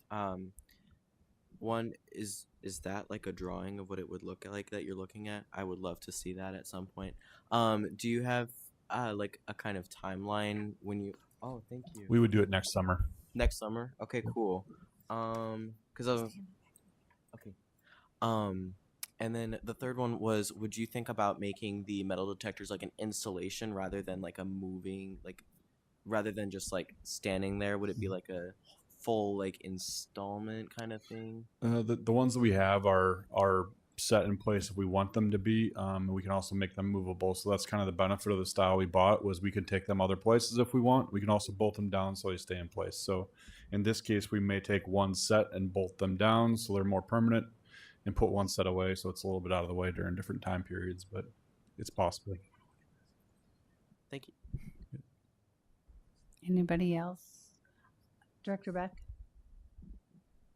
And so if I'm looking at this correctly, the north door, I've got to flip it upside down, right?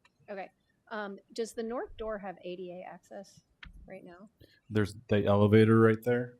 From the outside? From the outside, yeah. You have to push a button, I believe, and then somebody comes down and lets you in. Down by the spot. Okay. That's cool.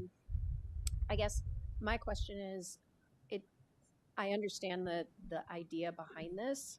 I don't see where we're getting all that much more space for students to wait, but I guess I don't really know where the metal detectors are right now. Do they just go straight through?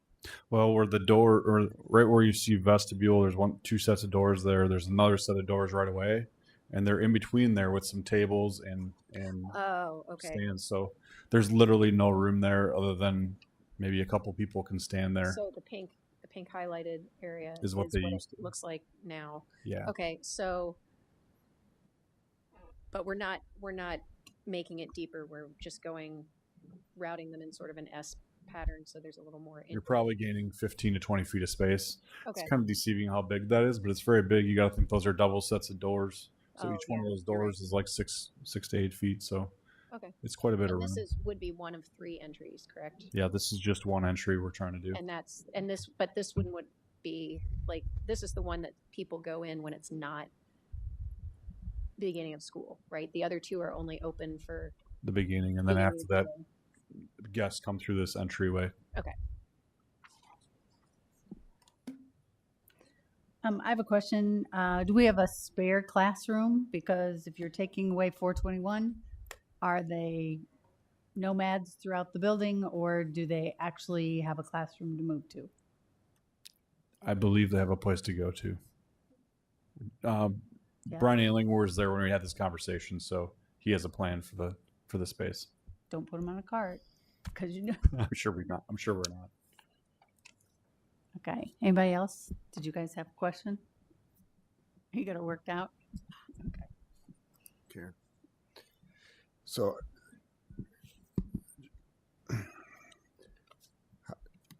how can an entryway cost $420,000? It may not. This is an estimate at this point. So, like I said, our hope is it would be less. In this case, you're removing doors, putting a wall up. Actually, you're removing 2 sets of doors, putting 1 set of walls up. There's HVAC work that has to be done in conjunction with this. So inside of these walls, there's some electrical stuff that needs to be moved. There is some HVAC equipment that needs to be moved, like ductwork.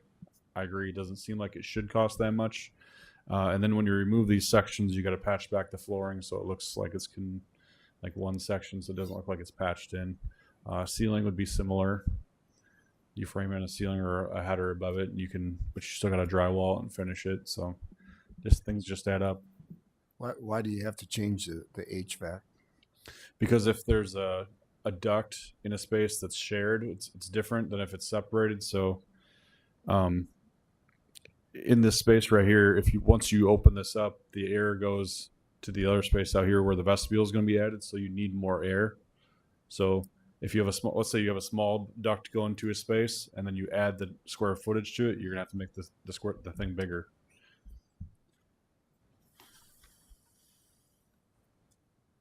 Anybody else? Okay, we won't see this again for a while until you get bids. Is that correct? Or how's this working?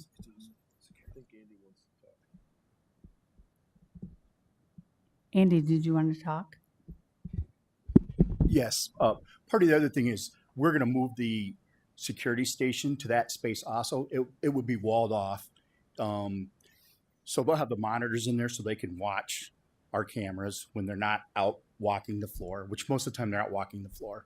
But at the times that they're not, and then it also gives us the ability that we've got somebody right there all the time, because once school is locked down for the day, everybody's coming through that entrance. So we've got somebody close to be able to monitor and walk people through the open gate system.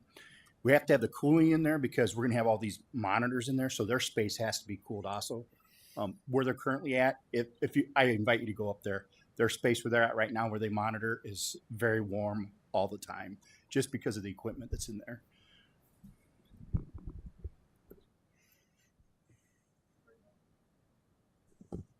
Right now, that office is one large space.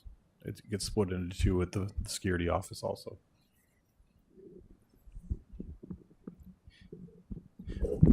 The one other thing it will allow us to do is, if we have a layout like this, currently we have 3 locations where we load in the morning.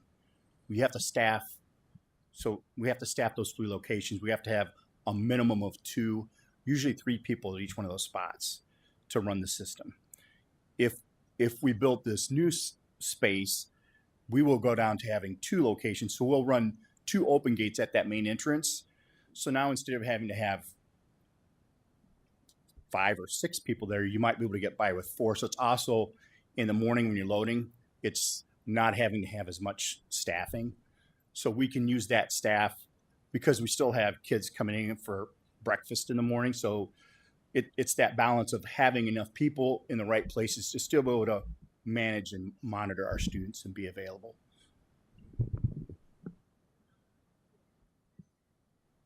Director Beck? Sorry, quick question. So right now there's just one open gate that they go through, and then this would be 2 next to each other, so you could have 2 lines. There's 3 right now, but they're at 3 different locations. Right. So right now at this location, there's only one. There's just one, and there's only room for one, because you still have to have room for egress during the day if something happens, and so that already is kind of clogging that area up, just even having one in that very tight space. It's kind of like in the morning, it's like playing football in a phone booth when we're loading that building. And I guess my question would be, in terms of fire safety, wouldn't it be better to have a fire door instead of a wall so that people can leave in a straight line? I'm not a fire marshal, so I don't actually know. But in this case, we run it past the fire marshal to make sure what we're doing is okay. Okay. Okay, thank you. Now again, when does this come up? After we get the bids? Or? Well, now from this point forward, I wanted to bring it here before we got too far along into the process. Now we'll go back to Bray. We'll work on drawing the official plans up, and then it'll go out to bid. So it will be a couple months before it goes out to bid, more than likely, and then come back probably around the first of the year, somewhere around there. Okay, thank you. Next up, North High School abatement. with the demolition and the work going on at North High School and the renovations, we have to have some abatement done to it.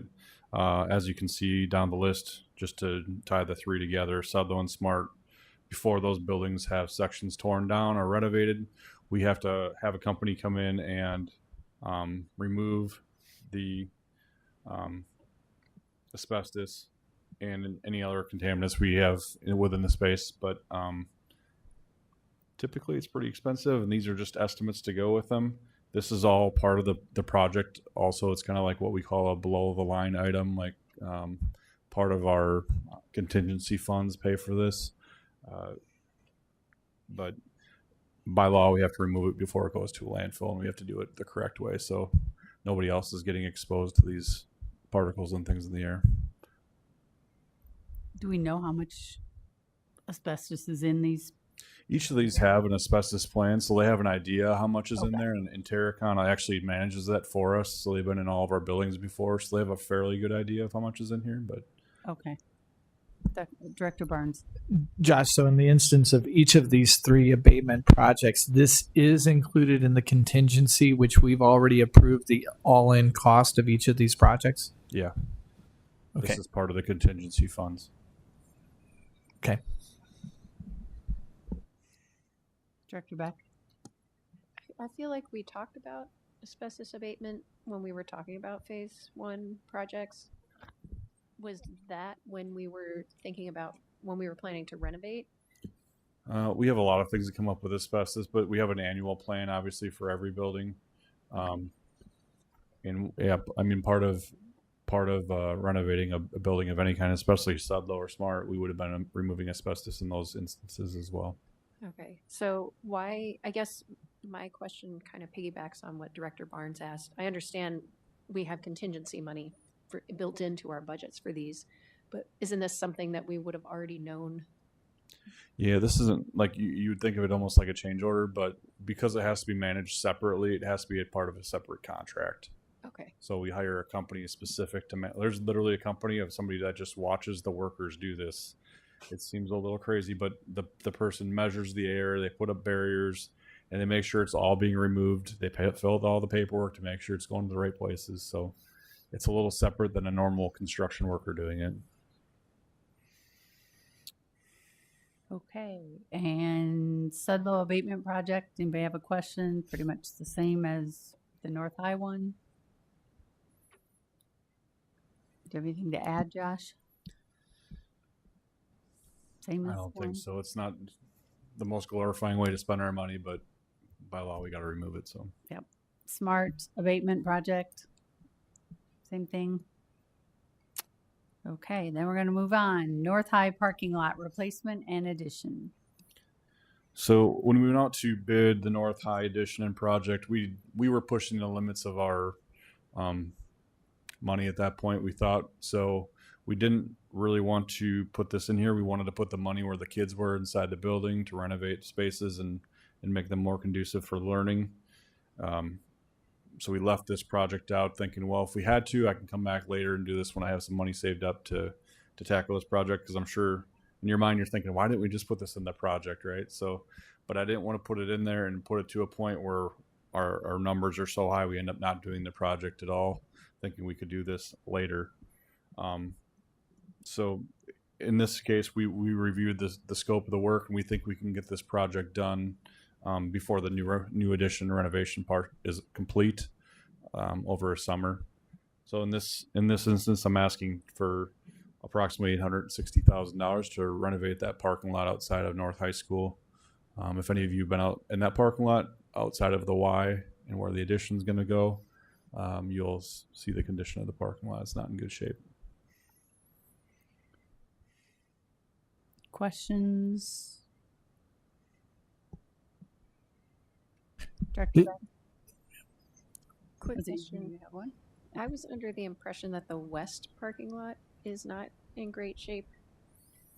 Is that just one?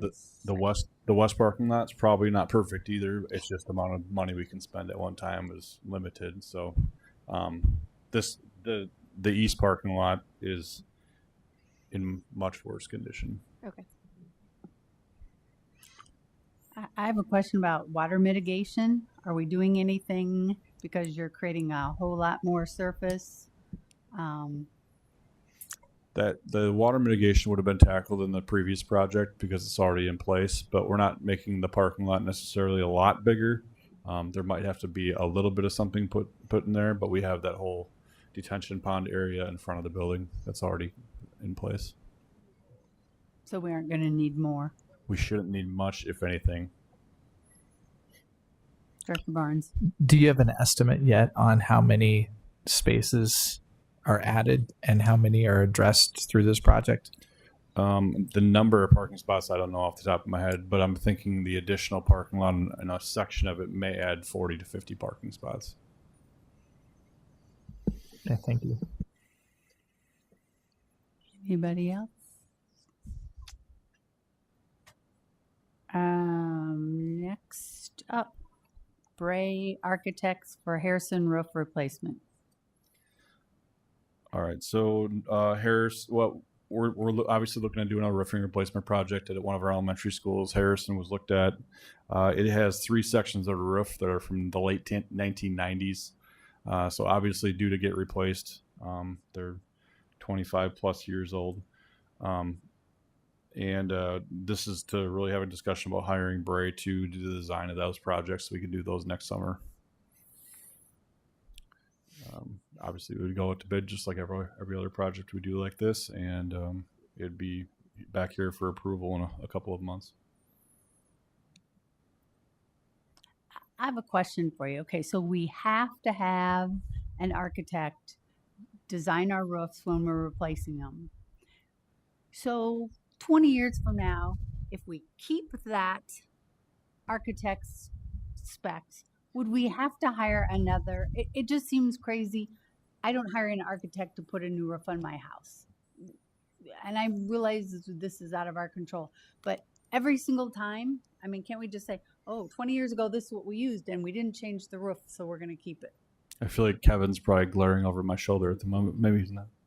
But by law, the dollar amount really tells us that we have to at this point.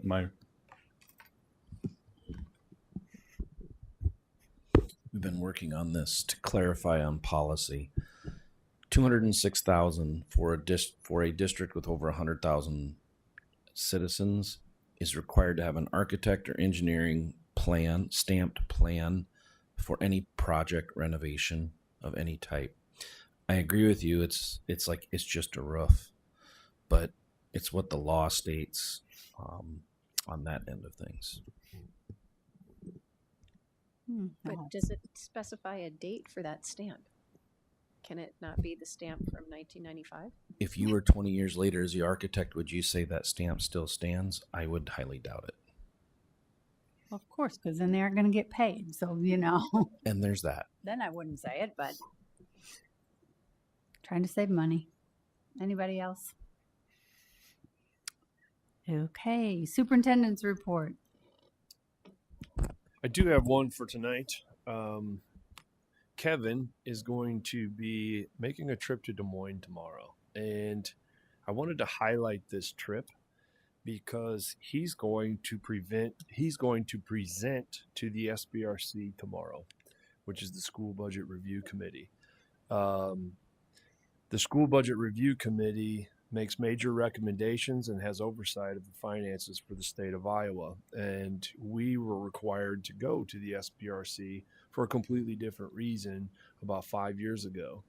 So the fact that we are now asked to go to the SBRC to present potential options, implications for the future as we move forward as a financial institution and education in the state of Iowa, that is something I think we need to uplift and highlight. I think a lot of that falls on the leadership that our board has provided in the areas of board finance committee, the cover to make decisions, to be able to have the tough conversations saying no, closing buildings, making the necessary reductions. None of that stuff happens without that, but also the leadership of the people over there. And with Kevin at the helm, we put together financial reports on a cadence. which allows us to then be innovative. And we're heading in that direction in almost every area of our district. And I just wanted to share how proud I am of that. Kevin's going to go represent our district tomorrow at the SBRC. So, Kevin, thanks for that. And board, I'm really proud of that.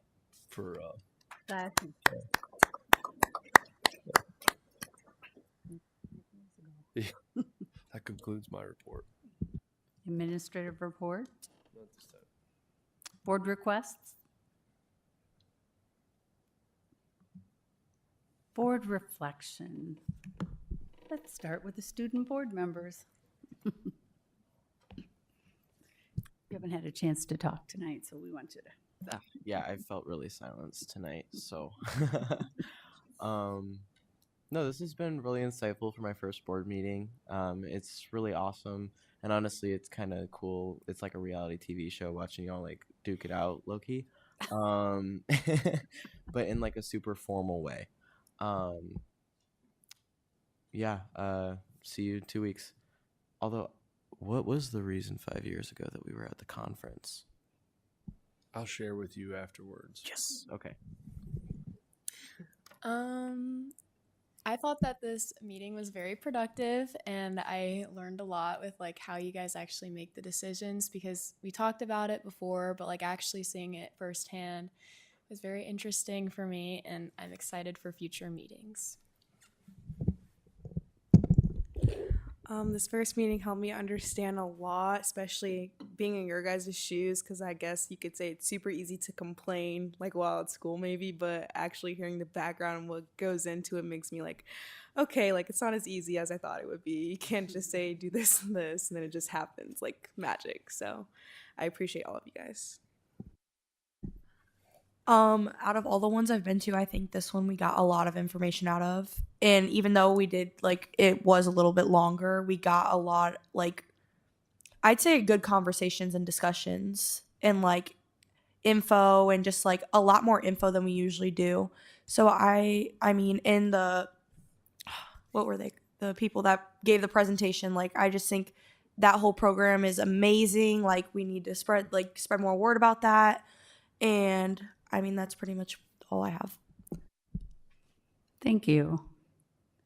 Director Hayes.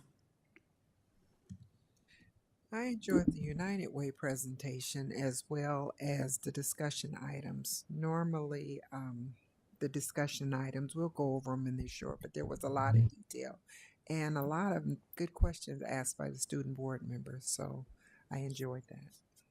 Director Poston. I like to shake it up.